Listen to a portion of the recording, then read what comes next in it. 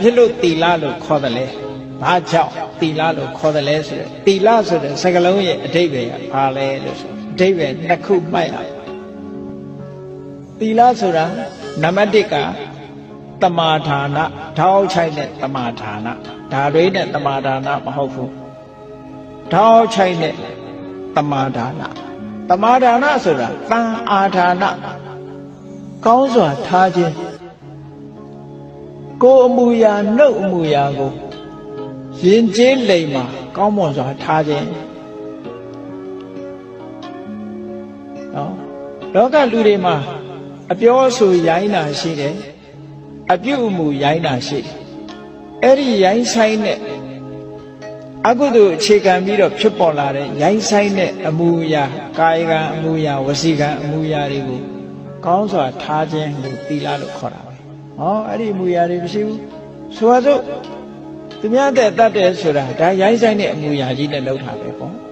သူများဥစ္စာခိုးတယ်ဆိုတာလည်းရိုင်းဆိုင်တဲ့အမူအရာနဲ့ပဲသူတော်ဘာသားမယားပြစ်မှားတယ်ဆိုတာလည်းရိုင်းဆိုင်တဲ့အမူအရာတစ်ခုပဲအဲ့ဒါလို့ကိုချင်းတီလာပြပြတဲ့အမူအရာတွေကိုမဖြစ်အောင်ကိုလိမ္မာယဉ်ကျေးတဲ့ပုဂ္ဂိုလ်တွေရဲ့အမူအရာတိုင်းထားတာတမာဒါနသီလဆိုတာကောင်းစွာထားခြင်းလို့ကိုယ်မူအရာနှုတ်မူအရာတို့ဖယုဖယဲမဖြစ်စေပဲကောင်းစွာထားခြင်းလို့ဒီလိုအဓိပ္ပာယ်တစ်ခုရတယ်နော်ကာယကံဝစီကံတွေကိုအကျင့်သီလပေါ်မှာကိုချင်းတရားအနေနဲ့ကိုမှုနှုတ်မှုတွေကိုယဉ်ကျေးသိမ်မွေးစွာထားနိုင်လို့ရှိရင်ဒါသီလလို့ခေါ်ဒါကြောင့်ထားတတ်သောကြောင့်သီလနောက်တစ်ခုကတော့ဘာလို့ဆိုရင်ဥပဒါရဏဆောင်ထားခြင်းဟောဒီသီလဟာဖြစ်ပေါ်လာတဲ့ကုသိုလ်တရားတွေကိုယိုကျပျက်စီးမသွားအောင်စောင့်ဆောင်ထားနိုင်တဲ့စွမ်းရည်တတ်သိရှိတယ်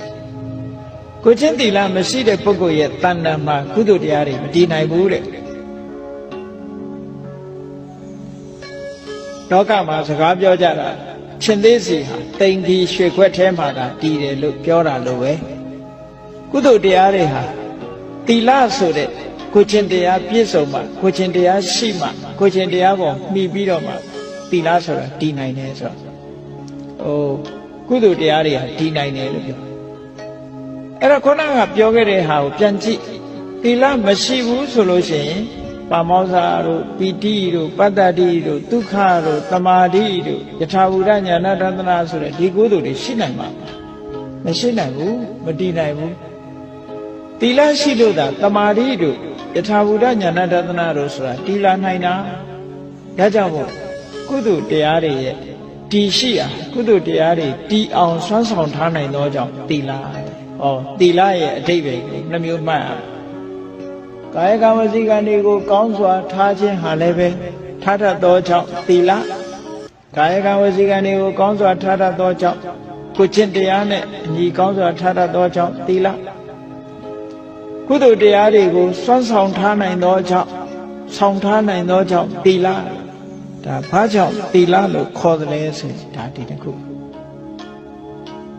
သီလရှိမှကုသိုလ်တရားတွေဟာယက်တည်နိုင်တယ်တဲ့ဒါသီလဆိုတဲ့အဓိပ္ပာယ်ကဒါပဲကာယကံမှုဝစီကံမှုတွေကိုယဉ်ကျေးသိမ်မွေ့စွာကောင်းစွာကိုချင်းတရားနဲ့အညီထားနိုင်ခြင်းကုသိုလ်တရားတွေကိုဆွမ်းဆောင်ထားနိုင်ခြင်းဆွမ်းဆောင်ထားနိုင်သောကြောင့်သီလလို့ဒီလိုအဓိပ္ပာယ်ကိုမှတ်